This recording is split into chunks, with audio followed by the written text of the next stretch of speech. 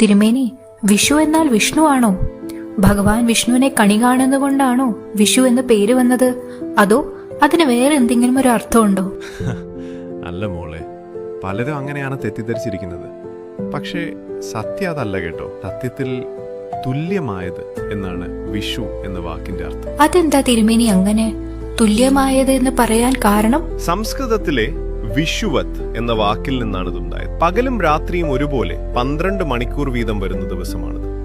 സൂര്യൻ മേടം രാശിയിലേക്ക് കടക്കുന്ന ഈ സമയം പ്രകൃതിയിലെല്ലാം സമമാവുകയാണ്. ആ സമത്വത്തിന്റെ സന്ദേശമാണ് വിഷു. അത് ശരി. അപ്പോ കണിയിൽ വെക്കുന്ന സാധനങ്ങളോ, അതിൽ വല്ല രഹസ്യമുണ്ടോ തിരുമേനി? ഇതാണ് ഇതിലെ രഹസ്യം. നമ്മുടെ ശരീരത്തിലെ പഞ്ചഭൂതങ്ങളെ ഉണർത്താനാണ് കണി.